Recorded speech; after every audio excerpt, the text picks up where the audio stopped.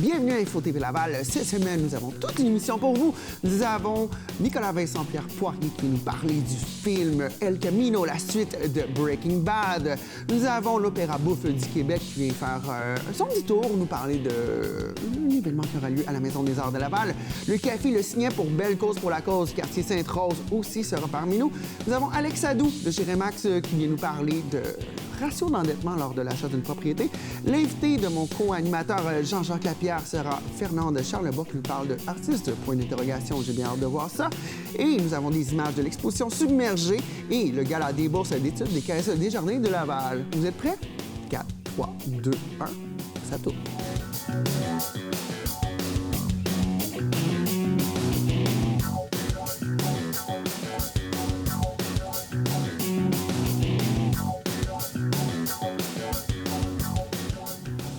Cette semaine à Info TV Laval, nous recevons Benoît Desjardins-Baudouin. Salut, ça va bien? Très bien, toi? Bienvenue sur l'émission, ça va très bien, merci. Toi, tu travailles avec l'ARC, donc l'Association des résidents de Champfleury, qui est un organisme sans but lucratif basé dans le quartier Champfleury à Sainte-Rose. C'est bien ça? Et puis, en collaboration avec la Ville de Laval, l'ARC gère le centre communautaire Champfleury et ne cesse de travailler pour améliorer la qualité de vie. Donc, tu vas venir nous parler de ça et de deux activités qui s'en viennent à grands pas, qui sont très intéressantes et très amusantes aussi. Donc, premièrement, ton rôle à l'ARC, c'est coordonnateur des communications et des événements. Exactement. Donc, c'est toi qui s'occupe qu'on en parle, puis c'est toi qui s'occupe d'organiser des événements la plaisants. Publicité et des événements également. Il va bientôt avoir une restructuration. Ce ne sera plus moi qui va être aux événements. Ah. Ça va devenir mes deux collègues. Moi, je vais devenir stratégie et développement. OK. Donc une promotion. Exactement. Voilà. Très content. OK. D'ici là, il reste encore deux activités qui sont au menu de ton mandat. Oui, absolument. Et puis, donc, on termine l'année de belle façon. Premièrement, avec l'Halloween. À l'Halloween, il se passe quelque chose de le fun.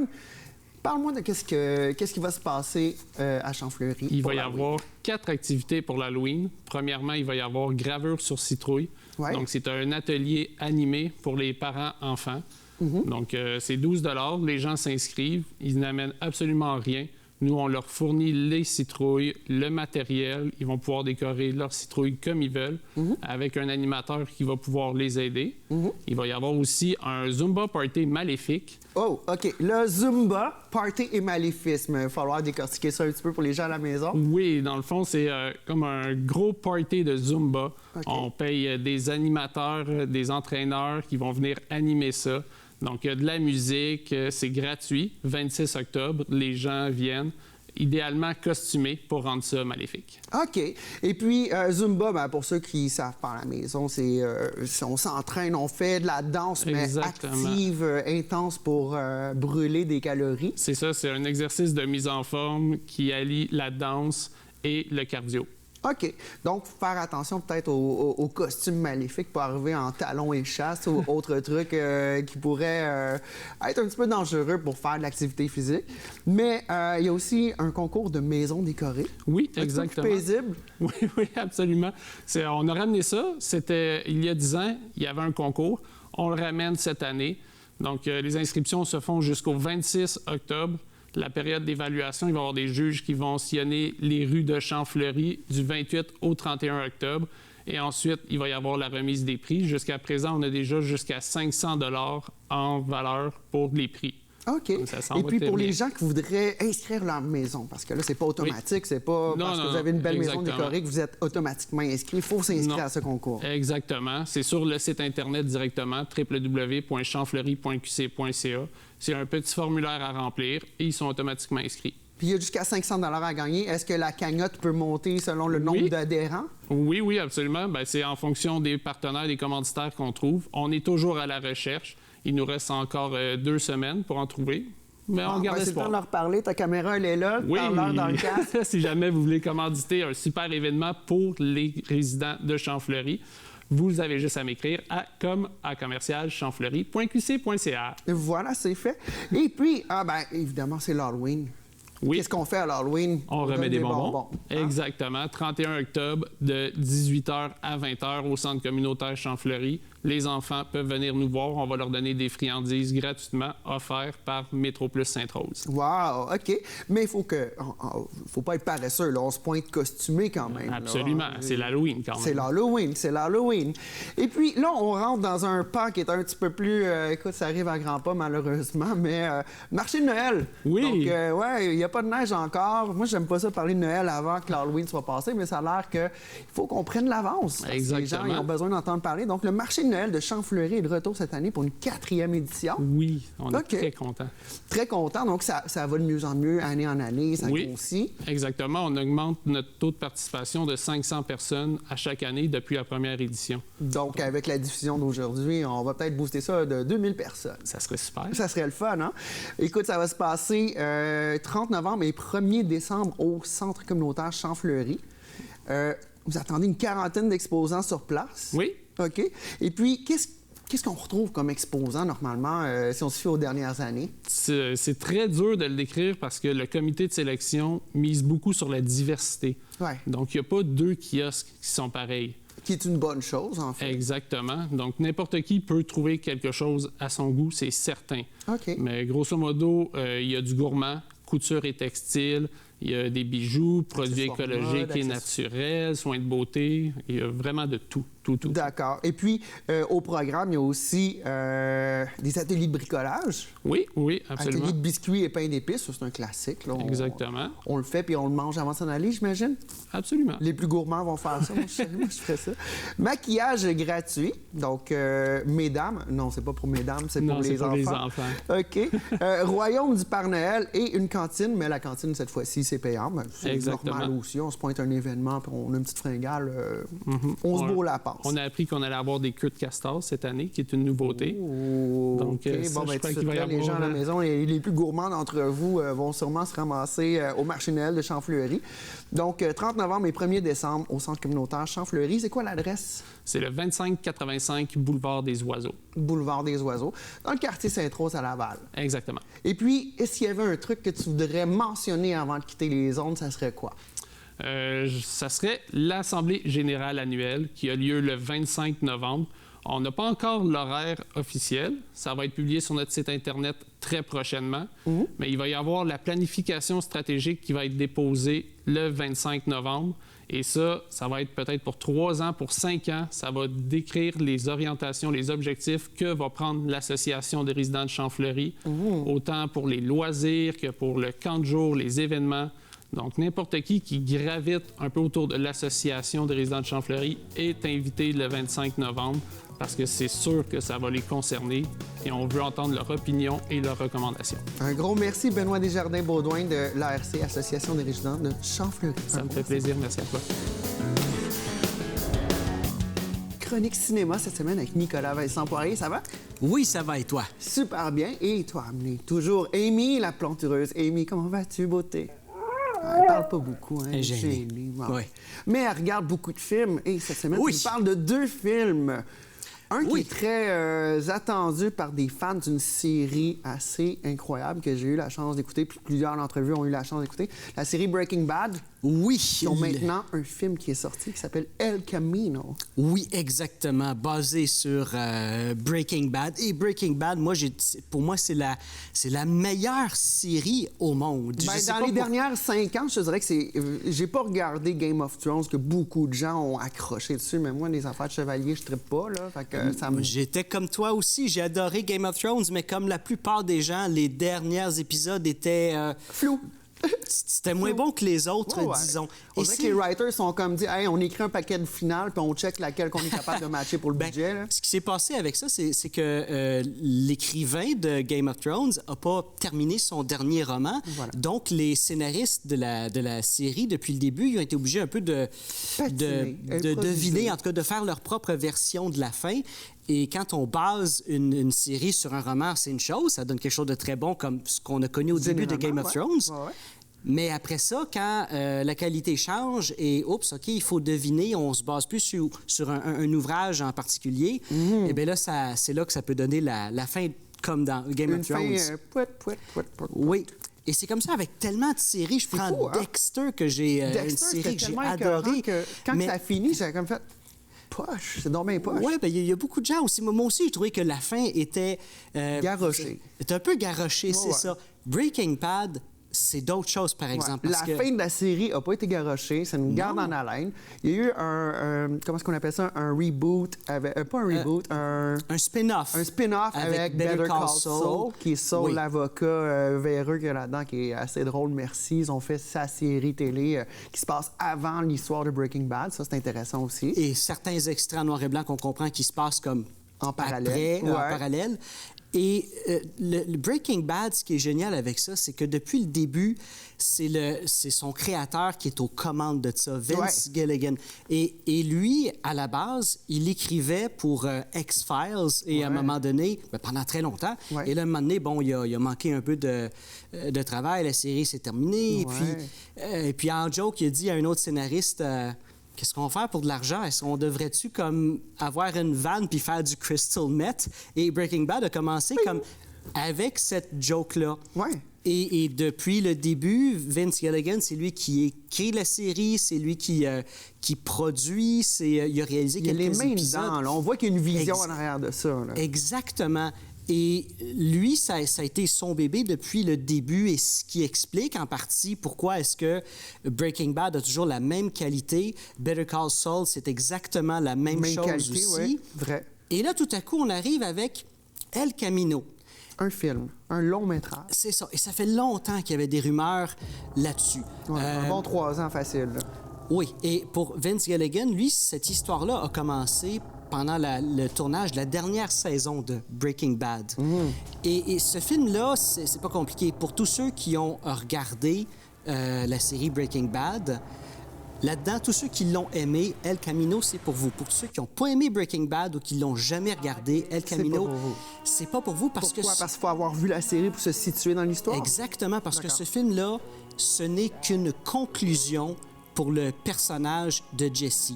Tout simplement. Ça suit ce qui se passe tout de suite après la fin de la série Breaking Bad. Donc, je veux pas trop en dévoiler pour ceux... Non, pour ceux qui n'ont pas vu les derniers épisodes, allez sur Netflix, allez vous rafraîchir la mémoire. Là. Fait que pour ça, je peux pas vraiment raconter l'histoire. Je peux juste dire, ça se passe tout de suite après Breaking Bad, l'histoire de la série, et c'est une conclusion à un personnage. C'est pas une autre histoire avec une autre On fait pas un autre spin-off, on se laisse pas une puis... porte ouverte pour se refaire un autre série Absolument ou un autre film.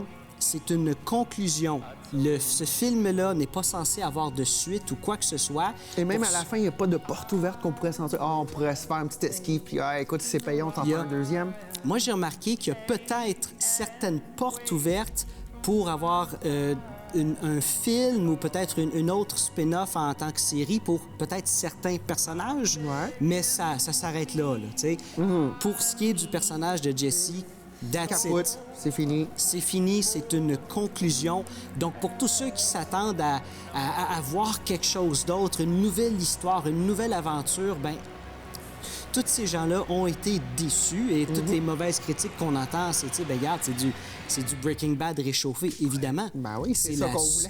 C'est exactement ça. C'est Vince Gilligan qui l'a écrit, réalisé, produit. Veut dire exactement comme Breaking Bad, ça a exactement la même qualité. Feel. On retrouve aussi beaucoup de personnages qu'on a vus dans la série Breaking Bad, soit en flashback pour certains, puis bon, dans le présent pour d'autres. Mais c'est une très belle conclusion et je le conseille vraiment à tout le monde qui ont aimé cette série-là. Donc, tous les fans de Breaking Bad, c'est un 10 sur 10 selon toi? Oui. Ou un 9 sur 10? Bien, si on va dans Breaking Bad, c'est vraiment égal, c'est pareil. Donc, si on aime, on va adorer. Oui, parce que, tu sais, je prends... Breaking Bad, c'est dans les détails. Comme, je sais pas si tu te rappelles l'épisode avec la mouche dans le laboratoire. Tellement. OK. Techniquement, c'est-tu assez plate baser une émission sur le gars dans le labo qui doit tuer une mouche? Parce que, bon, la mouche, elle dérange. OK, c'est simple, mais pourtant, ça marche. Ça marche donc, tout le long, ouais. Évidemment qu'avec El Camino, on s'en va pas en quelque part de très complexe. Là, on est juste dans une conclusion. Donc, tu sais, ça Breaking Bad a une certaine atmosphère. Et on a respecté ça. On l'a respecté et c'est très agréable pour les fans comme moi. Écoute, rapidement, on va parler d'un autre film avec Will Smith, L'Homme Gémeaux. On va parler rapidement parce que ça ne mérite pas plus de temps que ça. Écoute, Will Smith, c'est un film réalisé par Ang Lee, qui a fait Brokeback Mountain, un excellent réalisateur. Il a fait des excellentes choses, oui. Oui, et Will Smith... Pourquoi alors? Pourquoi alors? Ce film-là qui raconte l'histoire d'un assassin vieillissant qui se fait... en tout cas, qu'on essaie d'assassiner, et qui est celui qui essaie d'assassiner? Bien, c'est un clone de lui-même, mais plus jeune. C'est pas une histoire incroyable, mais ce qui est intéressant de savoir par rapport à ça, c'est que ça fait une vingtaine d'années, au début, que Disney a commencé à développer le projet, et les effets spéciaux n'étaient pas au point encore pour faire ce film-là. Et quel genre d'effets spéciaux? Pourquoi est-ce que pendant des années, on a essayé de développer ça, des tests? Rajeunissement facial par CGI. Exactement. Sinon, ça coûte très cher de maquillage. C'est pas très convaincant. Là. Pendant des années, Disney a essayé de le faire. Ça n'a pas marché. Écoute, il y a toutes sortes d'acteurs. Il y a Harrison Ford, Sean Connery, j'en passe. Et là, grâce à Snapchat, qu'on a cette technologie-là dans notre téléphone, Disney peut faire des films. Ang Lee a dit, hey, ce vieux scénario-là, on peut le faire. Je m'en vais chercher Will Smith. On a Snapchat. Écoute, un gros merci. C'est déjà le temps qu'on avait. Mais écoute, ta cote pour l'homme Gémeaux, ça ressemble à quoi? On passe-tu le 5 ou on n'arrive pas du tout à partir? Hey, chacun ses goûts. Voilà. Vous avez choisi de me faire ça. Cette chose contre laquelle tu luttes, c'est la peur. Accepte-la et surmonte-la.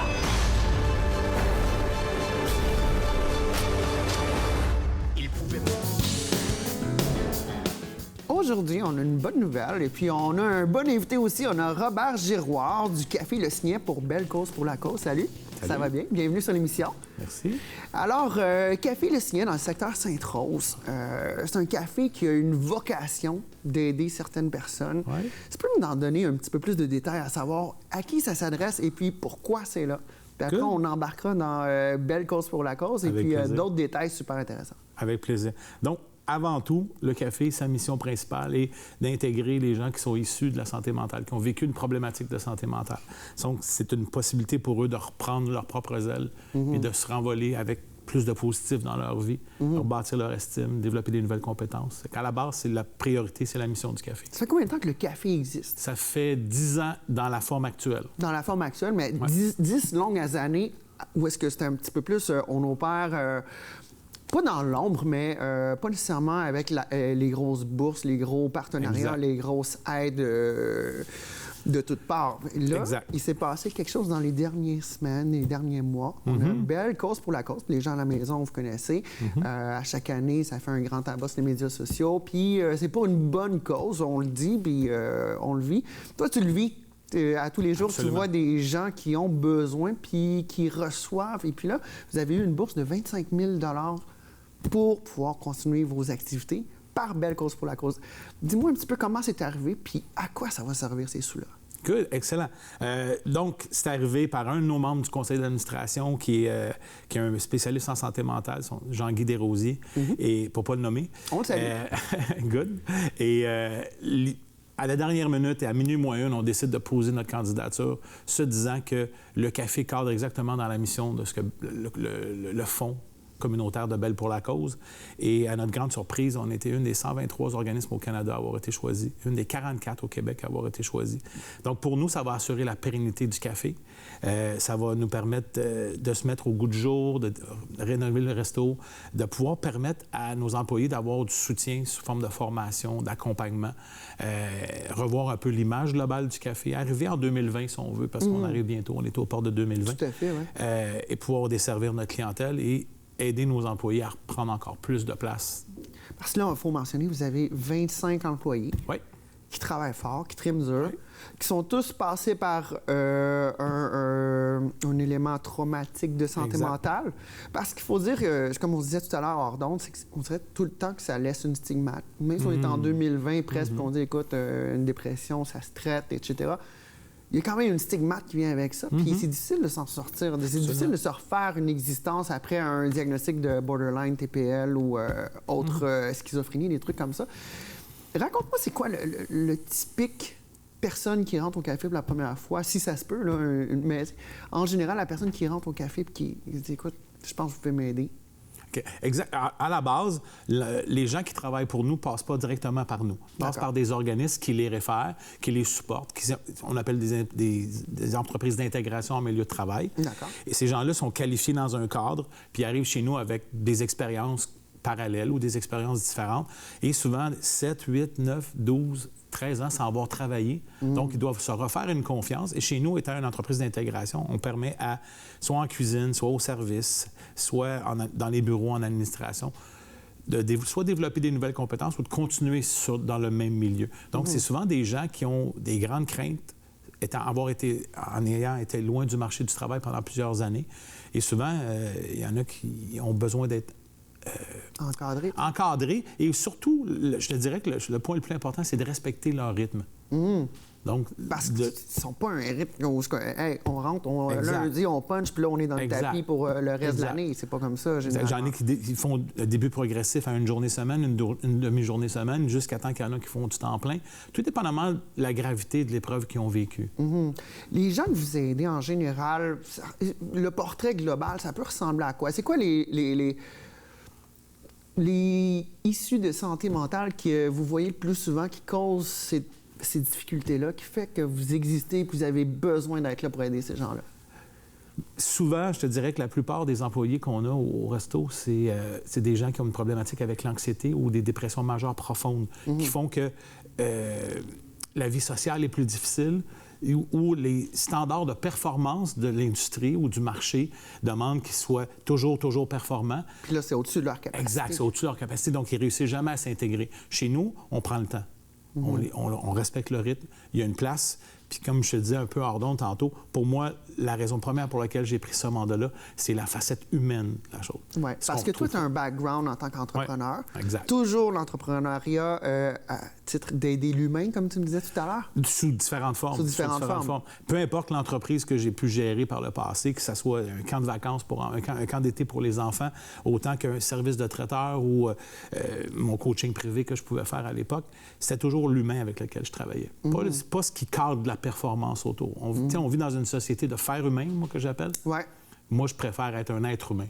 Tout à fait. Qui vit dans le moment présent. Ouais. Fait que c'est un peu ça que j'essaie d'inculquer dans mon milieu de travail. Ça fait combien de temps que tu travailles pour le Café Le Cygne? Moi, ça fait 1 an. Ça a fait 1 an la semaine passée. Donc, j'ai célébré mon année avec un gros chèque. Oui, exact. Tu as eu un gros chèque, un parachute doré comme les banquiers? Exact. Non, je n'y crois pas. Exact.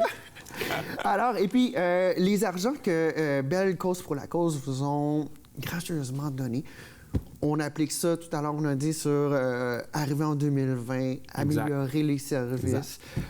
Et puis, est-ce que c'est un truc qui est récurrent? Est-ce que, tantôt, tu me disais que Belle, il fasse ça pour nous, qu'il nous mette le stamp of approval. Donc, on est approuvé, on est là pour vrai. C'est notre première grosse donation qu'on a par un organisme majeur. Qu'est-ce que ça change au niveau de la gestion? Est-ce que ça va faciliter un petit peu les trucs pour aller chercher d'autres commanditaires, d'autres aides, d'autres argents?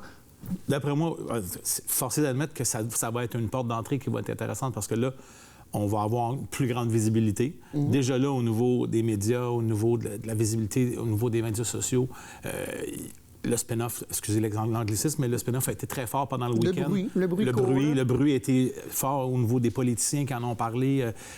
Ça a bougé beaucoup en fin de semaine au niveau des médias. Ça a eu un impact. Et ça va nous permettre parce qu'au-delà de ça, pour pouvoir que l'entreprise fonctionne, à la base, on a une raison sociale qui est un café, on sert les clients du lundi au dimanche, de 8h à 3h, déjeuner, dîner, service de traiteur, événements culturels et tout. Donc, ça va rouler, ça va apporter de l'eau au moulin, c'est sûr et certain. Puis, les gens qui sont curieux, qui aimeraient ça aller déjeuner au café ou quoi que ce soit, on n'a pas besoin d'avoir une problématique de santé mentale pour aller manger là, c'est qu'on va aider des gens qui travaillent là. Exact. La question que les gens nous posent et me posent le plus souvent, comment on peut faire pour vous aider? Venez faire un tour au café, venez prendre un café, venez dîner, venez déjeuner, venez voir la différence que ces gens-là font dans votre vie. Au-delà du besoin essentiel de se nourrir, vous allez aider quelqu'un à prendre sa vie en main. Donc, un 2 dans 1. Ben oui, puis en même temps, vous allez faire du bien en vous faisant du bien. Donc, c'est un pierre deux coups. C'est formidable. Écoute, Robert Giroir du Café Le Cygne, secteur Sainte-Rose. Un gros merci pour ce que tu fais. Et puis, Maud Cambronne pour la suite. On veut que ça continue. Merci beaucoup, c'est gentil. À la Maison des Arts de Laval, du 9 au 17 novembre 2019, il va se passer un événement qui s'appelle Opéra Bouffe du Québec. Et pour nous en parler, je reçois le directeur artistique et musical Simon Fournier. Bienvenue sur l'émission. Bonjour, merci. Ça va bien? Oui, ça va bien, vous? Oui, très bien. Écoute, donc premièrement, Opéra Bouffe, on parle pas de bouffe nourriture. Fais-moi le retour historique de pourquoi on appelle ça Opéra Bouffe. Il y a des gens qui s'attendent à avoir un repas à l'entracte, mais c'est pas ça. Non.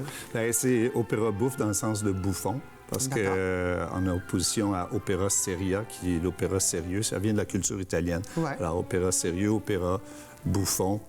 Donc, l'opéra sérieux, c'était la gros truc avec les c'est le grand opéra, comme on le connaît peut-être plus que l'opéra bouffe. Un peu plus élitiste, disons. Ouais. Mais nous, maintenant, on dit plutôt qu'opéra bouffe, on dit opérette pour ce qui est des spectacles qu'on fait. Ouais. Mais la compagnie s'appelle l'Opéra Bouffe du Québec. OK. C'est ça. Mais ça vient de l'Italie, c'est la culture italienne. Oui, bien, c'est ça. Bouffa, ça voulait dire bouffon, puis seria, sérieux. Alors, nous, on est plus du côté bouffon. C'est des histoires légères, un peu comme la comédie musicale. Puis, OK. Ouais. C'est comme l'ancêtre italien du vaudeville, peut-être? Oui, c'est ça. C'est en plein ça. Yeah. Ouais. Mon prof va être content. Puis, c'est ça, l'œuvre qu'on présente cette année, qui est La fille du tambour-major de Offenbach. Bien, Offenbach, lui, c'est un... C'était pas Jerry Boulet? Non, c'est Jacques Offenbach. C'est un ancêtre de, peut-être. Mais apparemment, le groupe avait été inspiré par ce nom-là. Il avait cherché dans le dictionnaire. Oui, bien, Jerry Boulet, c'est un fan de poésie puis de musique, etc. Fait qu'il était très éduqué sur la chose. Puis, je suis persuadé que ça vient de là, mais... Puis, alors, Offenbach, c'est un Allemand, en fait, mais qui a fait ses études à Paris, qui a été, donc, un violoncelliste là-bas, puis qui a fait sa renommée en faisant surtout des spectacles un peu de style de boulevard. En musique. Puis, alors, c'est comme le père de l'opérette, là. Okay. Et d'ailleurs, pourquoi on présente du Offenbach cette année, c'est que il est né il y a 200 ans. Oui, c'est le 200e anniversaire de naissance de Jacques Offenbach. Ouais. Donc, puis, ça signifie quelque chose parce que c'est lui qui a comme créé l'opérette, Disons que c'est lui qui a vraiment, là... démocratisé l'opéra, peut-être. Oui, puis ça a été le plus populaire là, de son époque. Il y a eu avant lui un Hervé, un monsieur qui est peut-être le grand-père de l'opérette, si on veut, mais qui a moins marqué peut-être son époque à l'époque. Oui, bien, disons que c'est celui qu'on a retenu, que l'histoire aura retenu, puis qui a eu quand même une célébrité mondiale, là, je dirais même. Ces opérettes sont jouées ailleurs dans le monde, ont été jouées ailleurs dans le monde. C'est Offenbach, oui. OK. Et puis, première opérette mise en scène par Alain Zouvi et chorégraphiée par Monique Vincent. Cette œuvre pleine de romances, d'intrigues et d'art triomphant réunira sur scène plus de 50 interprètes, dont 8 talentueux solistes québécois. Je vais les nommer rapidement. Lucie Saint-Martin, Pierre Rancourt, Simon Chaussé, Clara Martel-Larouche, Guillaume Baudouin... Laroche, pardon. Et Guillaume Baudouin, Éric Thériault, Rose Nagar-Tremblay et Alexandre Iannuzzi. Iannuzzi. Mon italien... c'est signor. Iannuzzi, oui, pardon. Pardon, Alexandre. Donc, raconte-nous rapidement un petit peu, c'est quoi le synopsis de cette histoire? Bien, il y a pas mal de romances là-dedans. Comme c'est de l'opérette, des fois, il y a des airs chantés, du texte. Et donc, c'est comique, c'est très comique. Il y a des personnages comme un peu... qui n'ont pas d'allure, qu'on dirait... Non, il n'y a pas d'allure, lui. Oh, ouais. Mais ça existe dans la vraie vie, ça aussi, hein? Oui. Alors, c'est ça qui est... Le côté rigolo, il est plus dans les personnages que dans la situation qui, elle, est assez romantique, finalement, parce que la fille du tambour-major, le tambour-major, il a perdu sa fille, puis là, il se retrouve une vingtaine d'années plus tard, puis il la retrouve, puis c'est très émouvant, finalement. C'est un petit peu compliqué toujours, je trouve, expliquer les histoires. Toujours, ben oui, parce qu'il y a beaucoup de backstory, il y a beaucoup de petits méandres dans l'histoire qu'il faut vivre pour voir. Absolument. Mais grosso modo, ça se passe en 1800 en Italie. Alors, une compagnie de soldats français entre dans un pensionnat de jeunes filles. Le lieutenant Robert rencontre la délicieuse couventine Stella que ses parents, le duc et la duchesse Della Volta, s'apprêtent à marier contre son gré au marquis Bambini. Ça, on met la table. Puis là, les Français viennent sauver, en fait, les Italiens qui sont sous occupation. Puis... Alors, finalement, Stella, qui est rendue en Italie avec un père adoptif qui est un duc, qui est bien placé politiquement, va retrouver parmi ces soldats-là le tambour-major qui est son père. Puis ils vont comme... Lui, il commence à faire des liens, puis il se dit, toi, t'as quel âge? OK. Puis au début, il est pas sûr. Parle-moi de ton enfance, puis à un moment donné, il se rend compte, c'est moi ton père. Oh! Puis là, à partir de là, l'histoire chavire pas mal. Là. OK. Et puis, ça se passe du 9 au 17 novembre 2019, Maison des Arts de Laval. C'est pas la première fois que vous produisez un événement. Nous, on est là à du chaque genre. automne, à chaque année, on est là au mois de novembre depuis... au moins 20 ans. 20 ans, voilà. Au moins. Puis, c'est ça, c'est des grands spectacles. On a un orchestre, on utilise la fosse d'orchestre à la Maison des Arts. C'est pour ça qu'on est là aussi, parce que c'est la seule fosse qu'il y a dans la région. Là. Ben oui. Et donc, on a un orchestre d'une quinzaine de musiciens, puis la scène, là, il y a les 8 solistes, puis le grand chœur, au-dessus de 30 choristes. Alors, costume, décor, grand déploiement. Alain Zouvi comme metteur en scène, je suis content qu'il ait accepté mon invitation parce que c'est vraiment pour moi... il est associé au théâtre de Feydeau, le style Feydeau, théâtre de boulevard. Donc, c'est très parallèle. Là, oui, puis tout est réglé au quart de tour. La comédie, c'est une mécanique. Ouais. Puis la musique aussi, c'est très rythmique, c'est très mécanique. C'est toute une question de timing. Tout le temps. Alors, pour moi, c'était l'individu parfait pour monter ça. Et d'ailleurs... Il a dit oui. Oui, il a dit oui, puis on a un immense plaisir. Il est assisté par Monique Vincent à la mise en scène, assistance à la mise en scène, qui fait aussi les chorégraphies. Puis c'est toute une équipe. Là, c'est mon Dream Team. Oui, c'est mon Dream Team cette année. C'est réglé au quart de tour. Puis ça prend ça. Ça prend ça pour faire du Offenbach. Ben écoute, on invite les gens à la maison d'aller voir ça. Ça se passe du 9 au 17 novembre à la Maison des Arts de Laval. Vous pouvez en savoir plus sur opérabouffe.org pour toutes vos activités, voir les trucs que vous faites à l'année, puis se tenir au courant, au parfum de ce qui va se passer l'année prochaine aussi. Oui, puis moi, je suis le gars qu'on voit de dos parce que je suis en train de les faire. Donc, regardez-le, c'est lui que vous allez voir de dos toute la soirée faire les trucs. Il faut faire un petit tata. Un gros merci. Ben, merci à vous. Bonne fin de journée. Et puis, Simon Fournier, directeur artistique et musical pour Opéra Bouffe du Québec. Salutations à tous. Écoutez, aujourd'hui, j'ai un grand plaisir. J'ai le plaisir d'accueillir une femme d'exception. Fernande Chalabois, c'est la présidente du Centre d'écoute de Laval et elle a accompli un travail formidable. Ça fait plaisir de vous accueillir, Fernande. Moi aussi, je suis contente d'avoir reçu une invitation de toi, Jean-Jacques. Okay. Je peux me permettre de dire Jean-Jacques? Ça fait plaisir. Depuis le temps qu'on se connaît, hein, au temps où on s'est connus, j'avais un peu plus de cheveux même. Ah, t'es aussi beau pareil. Oh là là. Fernande, tu es née à Laval. Oui, à Saint-Martin. À Saint-Martin? Dans quel coin de Saint-Martin? Pas loin de l'église. Pas loin de l'église? La rue du Couvent. Sur la rue du Couvent, par ça, une petite fille pieuse à l'époque. Ah, OK. Hein? Mais de quelle famille tu fais partie?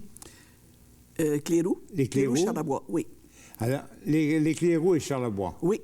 Alors, les Cléroux, c'était une grande famille de l'époque? Exactement. Même qu'il y a la maison Cléroux sur le coin de la rue du Couvent et du boulevard Saint-Martin. OK. Des fois, tu connais ça. Tu as connu les Madame Graton, je suppose. Oui. Ah, bon, tout le monde. Alors, Saint-Martin, tu fais partie de l'histoire. Oui. Lorsqu'on se dévoue d'une façon semblable, on a une préparation. Alors, quel travail que vous faisiez qui vous a préparé à être aussi généreuse? J'ai travaillé en milieu hospitalier. J'ai travaillé comme secrétaire médicale. Et après ça, j'ai été 20 ans à la maison pour m'occuper de mes 3 enfants, parce que j'ai 3 beaux enfants. Et après ça, je suis revenue au travail et j'ai travaillé comme préposée en cardiologie. Toujours à Sacré-Cœur. Toujours dévoué pour les gens les autres. Là, oui. vous avez connu ce que c'était un peu la misère, les gens, tout ce qu'ils pouvaient souffrir. Plus il y a de la souffrance, je pense que plus il y a de la compassion. Et ce qui m'amène ce qui m'a amené après ça au Centre d'écoute de Laval, c'est mon empathie et ma générosité pour aider tout le monde. Il y a tellement de monde aujourd'hui qui souffre de solitude, d'isolement, de violence et beaucoup de problèmes de langue. Et nous autres, on essaie au Centre d'écoute de se brancher avec eux pour remonter leur petite flamme, des fois qui est parfois éteinte. Quand on dit la santé de l'âme, c'est super fondamental. Ça fait combien de temps que vous vous occupez du centre d'écoute? Ça fait 20 ans. Ça fait 20 ans le 1er avril. Et déjà, le centre d'écoute existait depuis quelques années auparavant. Oui, on a 32 ans d'existence. 32 ans d'existence, et vous avez fait 20 ans. Oui. Et depuis combien de temps vous êtes présidente? Ça fait au moins 15 ans. 15 ans, vous êtes présidente. Oui, j'ai gravi tous les échelons. J'ai commencé comme administratrice. Après ça, j'ai fait trésorerie, vice-présidente, et après ça, là, j'ai le poste. Et on travaille beaucoup en équipe. Le centre d'écoute de Laval, c'est combien d'heures par jour? Ça doit exiger beaucoup de présence? Lorsqu'on est en accompagnement, les gens qui font un cours en écoute active de 30 heures d'écoute, alors on les accompagne et on a des quarts de travail de 4 heures. D'abord, écoutez, vous me dites que ça prend une préparation d'abord pour faire ce travail. Il faut suivre un cours en écoute active de 30 heures. C'est une formation par une spécialiste en relation d'aide qui fait qu'on est capable d'aider les gens à qu'ils trouvent leur propre solution. Parce que chacun a sa solution intérieure, mais j'appelle ça, comme on dit, c'est sûr qu'on a des outils, une technique pour traverser, pour aider les gens à mieux se connaître et à mieux, comme on dit, se comprendre dans leurs difficultés. Vous m'avez dit que vous avez une présence continue pour faire ce travail. Alors, c'est du 24 heures. C'est 24/7. Maintenant, on est en réseau. On fait partie de l'Association des centres d'écoute téléphonique du Québec et on est 8 centres en réseau, ce qui fait qu'on a des quarts de travail de 4 heures, mais nous autres, on est ouverts du lundi au vendredi, 9 à 9, et le samedi de 9 à 5, ce qui fait que quand on n'est pas là, ça rentre dans le réseau. Le réseau est grand? Oui, ça couvre le Québec au complet. Et j'appelle ça le 24 octobre, ça va être la journée de l'écoute au Québec. Bon, ça, c'est important. Le 24 octobre, la journée de l'écoute du Québec, et il va y avoir beaucoup de promotions qui vont être faites. Oui, justement, on essaie d'aller le plus se rendre visible. Et on va avoir un déjeuner spécial avec nos bénévoles qui sont à l'écoute. Et après ça, on va aller comme à La Parle, on va aller dans différents centres, à l'Action, au centre de la Place des Aînés autrefois, et à d'autres places pour se faire connaître. Puis en ce moment, ce qu'on recrute le plus, c'est qu'on a besoin de bénévoles. Des bénévoles, bon. Oui. Alors, où vous recrutez vos bénévoles actuellement? Bien, là, on beaucoup par le Facebook, par les réseaux sociaux, mais là, on va faire, comme on dit, plus de bouche à oreille et de présence. Alors, à ce moment-là, quand on fréquente des endroits, on essaie que les gens d'un certain âge, mettons 50 ans, 60 ans et plus, peuvent faire quelques heures de bénévolat chez nous. Et je vous dirais que l'écoute, ça l'apporte beaucoup. Oui, c'est un bénévolat très enrichissant.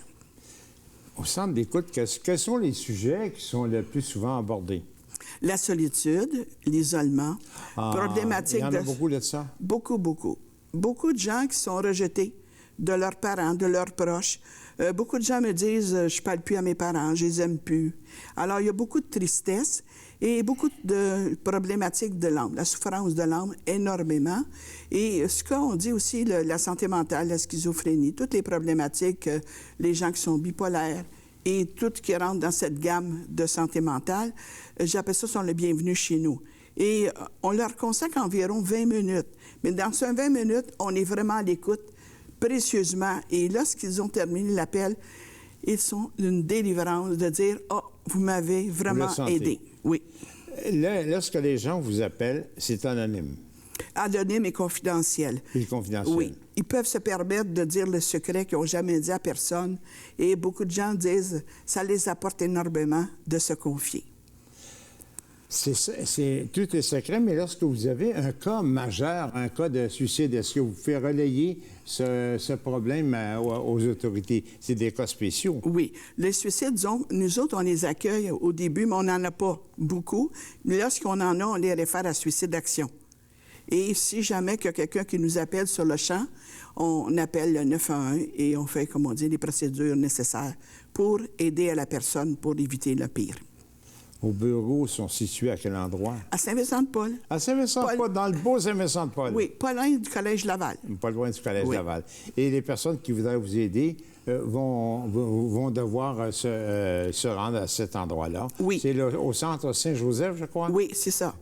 J'ai bonne mémoire encore. Vous êtes bon, pour votre Je suis âge. pas mal bon. Alors, c'est ça. Et les gens qui aimeraient nous appeler pour se faire aider ou se faire écouter, alors c'est Accueillir, écouter et aimer. C'est 450-664-2787. J'ai pas compris le numéro? 450 Oui. 664-2787. Formidable. Et les exigences, vous m'avez dit que ça prenait avoir désirer avoir le sens de l'écoute. Quoi. Oui, et beaucoup d'empathie puis beaucoup de générosité de cœur. Madame Charlebois, vous êtes une femme formidable. Vous faites un travail extraordinaire. À vous et tous vos bénévoles, je vous félicite. Et puis le 24, ça va être une journée spéciale qu'il va falloir quand même, que j'espère que les gens vont répondre à votre appel. Oui, je vous remercie beaucoup. Puis je vous remercie de nous donner l'opportunité de notre présence. Et le 24 octobre, même Francine Charbonneau a écrit quelque chose pour nous donner dans Facebook. Alors, ça va y avoir beaucoup de rotation dans Facebook des personnages importants. Valence Charlebois, vous êtes une femme formidable. Je vous admire. Merci beaucoup. À la prochaine. Au revoir, merci. Chronique immobilière avec Alex Adou de chez Remax. Salut, ça va bien? Oui, ça va bien, toi? Oui, alors on a toujours la petite chanson d'Alex Adou. Vends ta maison, fais du profit, Alex. Donc, ouais, c'était mon petit jingle. Je te l'offre gratuitement sans royauté. C'est gentil, merci. Voilà, et pour les gens à la maison, désolé, j'ai chanté à la télé, c'est pas ma force. Donc, aujourd'hui, on parle de ratio d'endettement. Ratio d'endettement, c'est Ratio d'endettement, c'est-à-dire qu'on achète une maison, toutes les dettes qu'on a au préalable vont être comptabilisées, etc. Premièrement, ratio d'endettement, pour faire une histoire courte, c'est quoi? 2 types de ratios. Il y a le ABD, comme que les banquiers appellent, l'amortissement brut de la dette totale, et l'ATD, l'amortissement total de la dette. OK. La différence entre les deux? La différence entre les deux, c'est qu'il y en a qui regardent les dépenses de ce que vous achetez, l'autre les dépenses de la personne qui achète. OK. C'est ça. C'est le duplex, es-tu rentable, ou bien l'individu, es-tu endetté? D'accord. Donc, est-ce que c'est possible pour quelqu'un de bien passer au ABD, donc la première... La plupart du temps, il faut qu'il passe des deux. Ouais. Pour avoir un prêt hypothécaire. Oui, parce qu'on s'entend que les banquiers, il y en a un à un moment donné qui m'a déjà parlé, puis il m'a dit, écoute, je donne des sous à tout le monde, donc je donne des parapluies à tout le monde quand il fait beau, et quand il fait pas beau, je rapatrie les parapluies. Donc, le banquier n'est pas là pour faire des cadeaux. C'est ça, effectivement. Il veut faire des sous avec toi. Il veut faire des sous. Il y en a, c'est sûr, qui pèsent plus fort sur le crayon, mais il y en a qui pèsent moins fort. Il pèse fort 3 copies, oui. C'est ça. OK. Et puis, la différence entre les deux, donc, il y en a un qui c'est carrément le budget sur la propriété qu'on achète. C'est ça, c'est le budget. Je vous donne un exemple, l'électricité, le chauffage, les taxes municipales, les taxes scolaires, l'assurance. Puis l'autre, dans le fond, c'est par rapport à l'individu qui emprunte, ses cartes de crédit, sa mise de fonds, ses dettes, son auto, ses revenus.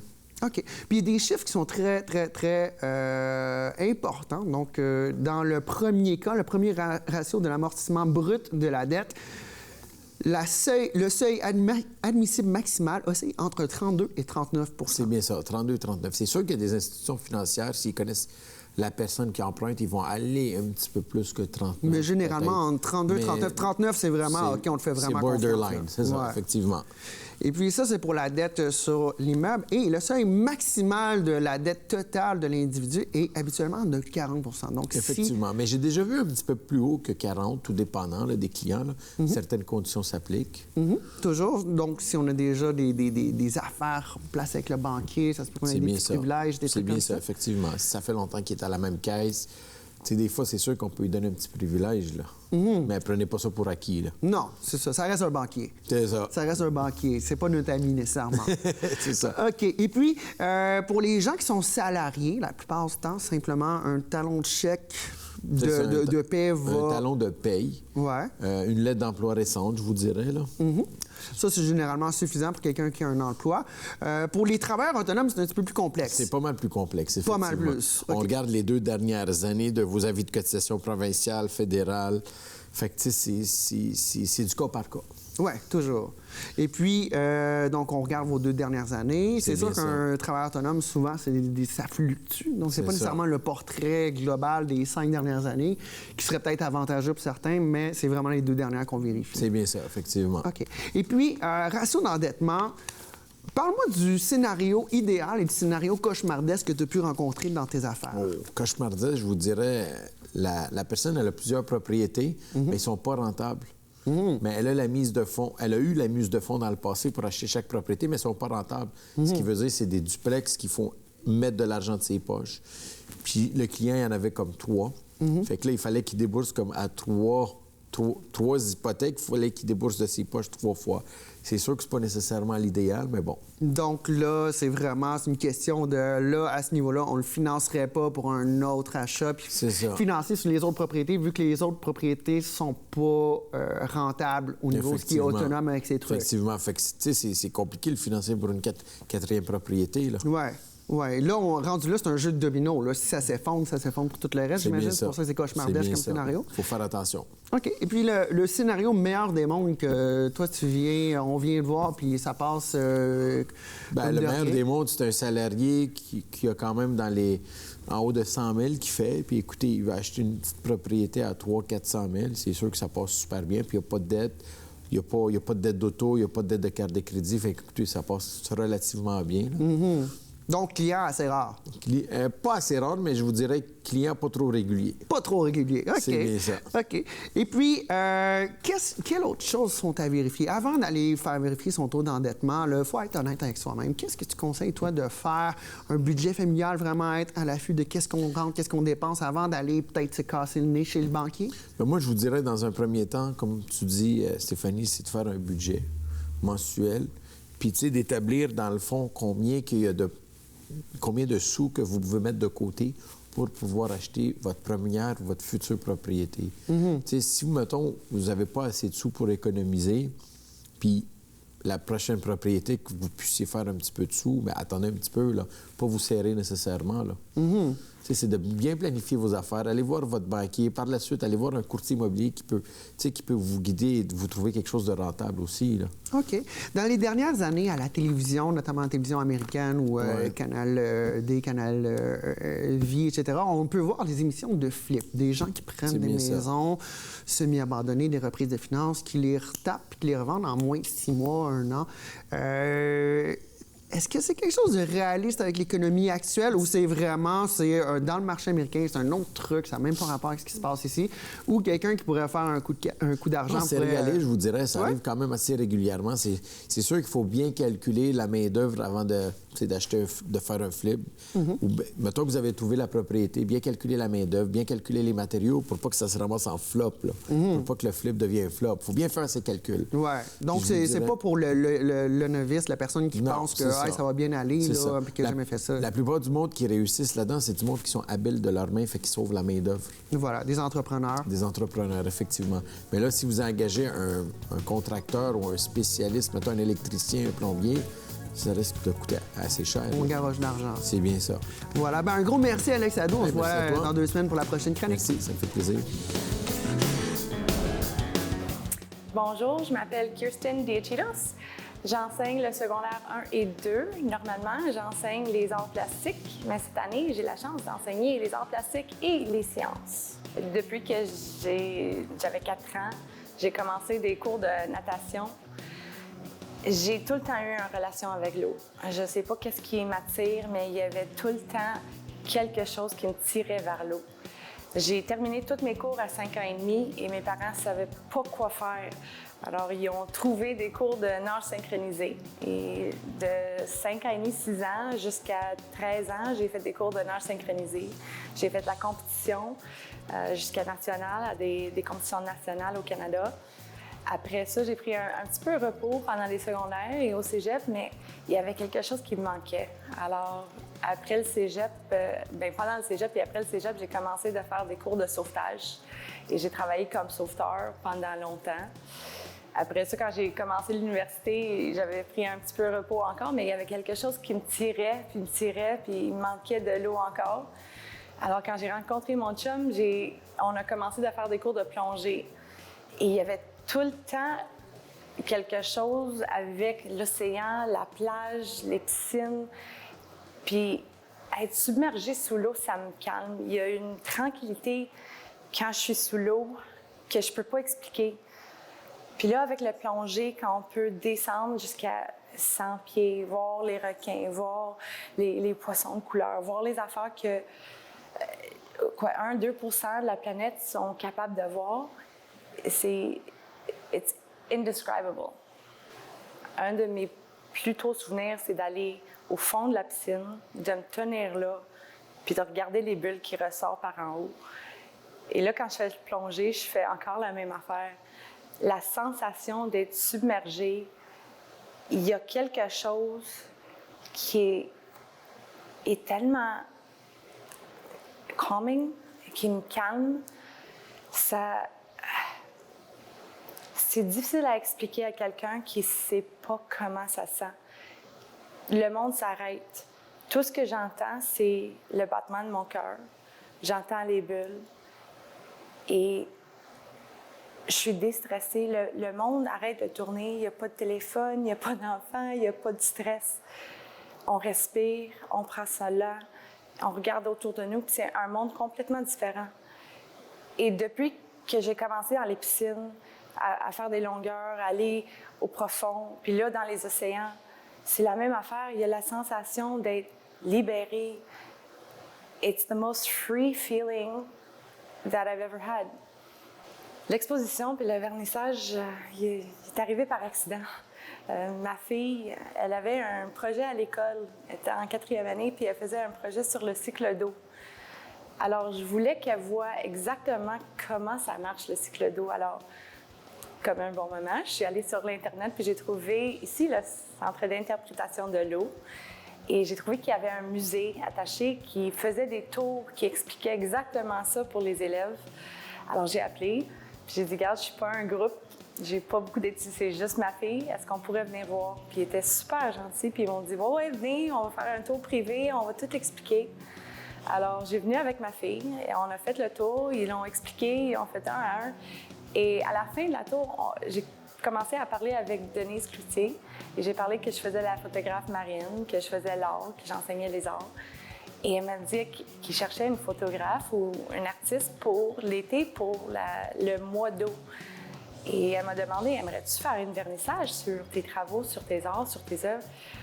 Il n'y avait pas de question. C'est quelque chose que j'adore. Puis j'aime ça, montrer à du monde, d'enseigner, d'inspirer, d'amener les photos puis les expériences que j'ai à d'autres mondes qui n'ont pas eu la chance de voir qu'est-ce que je vois. Pas juste les affaires qui sont beaux, mais les problèmes que je vois, les affaires qui ont changé dans les dernières quelques années, les changements de climat, les problèmes avec le plastique, les affaires avec les requins, les numéros qui descendent. Alors, ça m'a donné l'opportunité d'enseigner à un groupe plus grand que juste dans ma salle de classe.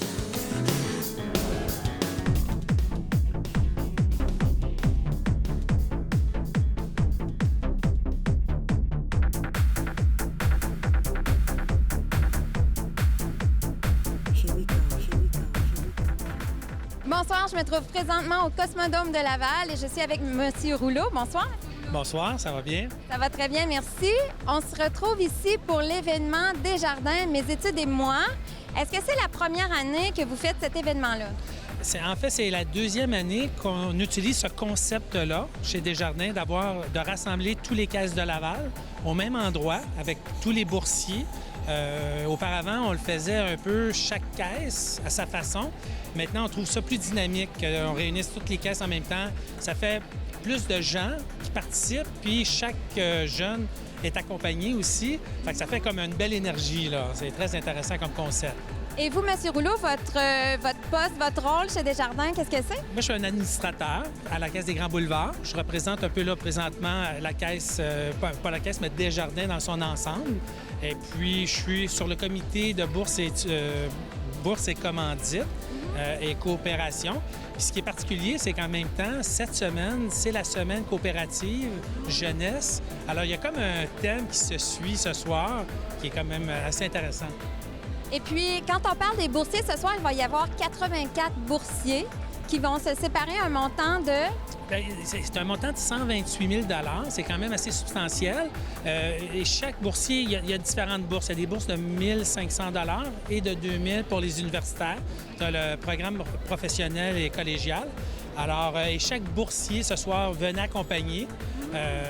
Puis c'était une participation qui a été faite très dynamique avec les réseaux sociaux, par courriel. Et chacun pouvait soumettre sa candidature, son projet, les besoins qu'il a. Et après ça, il y a eu comme une technique de tirage, là, et puis le chanceux se présente ici ce soir. Donc, il n'y avait pas vraiment de critères de sélection. Il fallait être étudiant à temps plein pour pouvoir participer, puis après ça, c'était un tirage au sort. C'est ça, il fallait être étudiant à temps plein et aussi être membre des Jardins.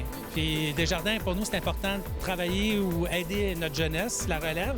Alors pour nous, c'est une belle association de faire une bourse, d'avoir une rencontre et de pouvoir, à ce moment-là, par après, rencontrer possiblement leurs conseillers à la Caisse pour voir quels sont les projets d'avenir, de quelle façon ils peuvent... Mais chaque boursier soumettait sa candidature, mais avec quand même quelle école il va, quels sont ses projets, juste pour avoir plus d'explications. Oui, et ça fait effectivement une soirée assez dynamique. On peut voir derrière aussi, c'est magnifique, les ballons de différentes couleurs. Vous nous disiez que ça représente les différentes caisses qu'il y a à Laval? Bien, exactement.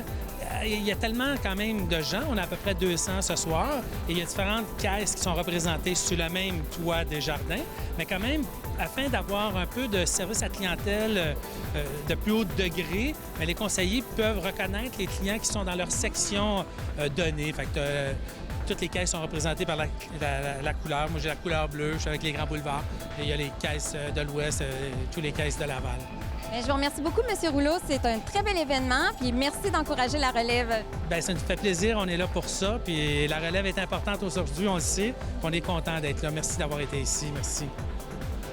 C'était Caroline Lessard au Cosmodome de Laval pour Desjardins, mes études et moi.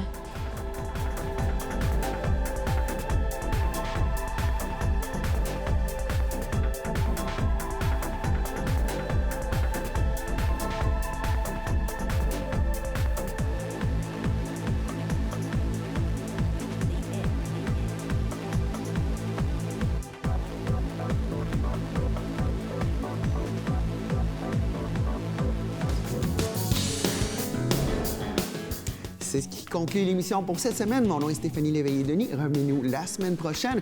N'oubliez pas, dans quelques instants, vous avez Bingo TV Laval avec 3 500 $ en lot, donc 2 500 $ à gagner en direct de votre salon pour la carte pleine. Oh, easy money! Vous avez encore le temps d'aller au dépanneur. Faites un petit tour sur tvrl.ca pour aller voir la liste des détaillants. Un petit 10 pour gagner un gros 2005 en pantoufles dans son salon. Je crois que ça vaut la peine. D'ici là, bonne semaine. À la prochaine.